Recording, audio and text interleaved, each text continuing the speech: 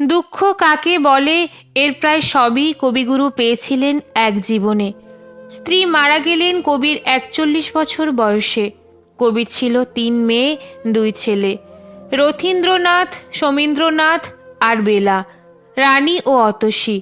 স্ত্রীর পর অসুস্থ হয়ে মারা গেলেন রানী। এরপর কলেরায় মারা গেল ছোট ছেলে সমী। পুত্রশোকে কবি লিখলেন, আজ জ্যোৎস্না রাতে সবাই গেছে বনে। কবির মনে হলো এই জ্যোৎস্নায় কবির বনে গেলে হবে না, বরং তাকে জেগে থাকতে হবে। যদি বাবার কথা মনে পড়ে সমীর, যদি এসে কবিকে না পায়। কবি লিখলেন, আমারে যে জাগতে হবে, কি জানি সে আসবে কবে, যদি আমায় পড়ে তাহার মনে। রানীর জামাইকে পাঠিয়েছিলেন কবি বিলেতে ডাক্তারি পড়তে, না পড়েই ফেরত আসলো। বড় মেয়ের জামাইকে পাঠিয়েছিলেন বিলেতে ব্যারিস্টারি পড়তে, না পড়েই ফেরত আসলো। ছোট মেয়ে অতসীর জামাইকেও আমেরিকায় কৃষিবিদ্যার ওপর পড়াশোনা করতে পাঠিয়েছিলেন। লোভী এই লোক কবিকে বারবার টাকা চেয়ে চিঠি দিত। কবি লিখলেন, জমিদারি থেকে যে টাকা পাই সবটাই তোমাকে পাঠাই। দেশে ফেরার কিছুদিন পর ছোট মেয়েটাও মারা গেল। সবচাইতে কষ্টের মৃত্যু হয় বড় মেয়ের। বড় জামাই বিলেত থেকে ফেরার পর ছোট জামাইয়ের সাথে ঝগড়া লেগে কবির বাড়ি ছেড়ে চলে যায়। মেয়ে বেলা হয়ে পড়েন অসুস্থ। অসুস্থ এই মেয়েকে দেখতে কবিগুরু প্রতিদিন গাড়ি করে মেয়ের বাড়ি যেতেন।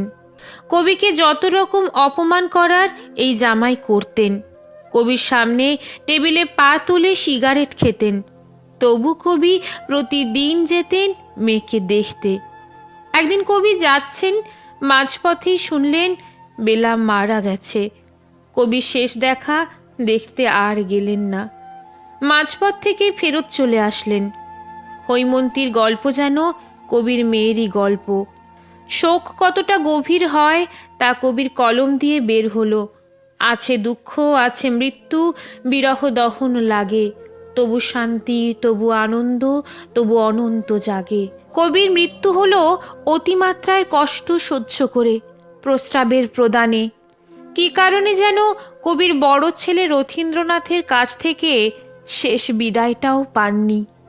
দুঃসম্পর্কের এক নাতনি ছিল কবির শেষ বিদায়ের ক্ষণে। কবি জমিদার ছিলেন, এইসব গল্প সবাই জানে। কবির দুঃখের এই জীবনের কথা কজন জানেন? প্রথম যৌবনে যে গান লিখলেন, এইটাই যেন কবির শেষ জীবনের সত্যি হয়ে গেল। আমি শুধু রইনু বাকি, যা ছিল তা গেল চলে, রইল যা তা কেবল ফাঁকি। লেখা সংগৃহীত, পাঠে রুম্পা বিশ্বাস।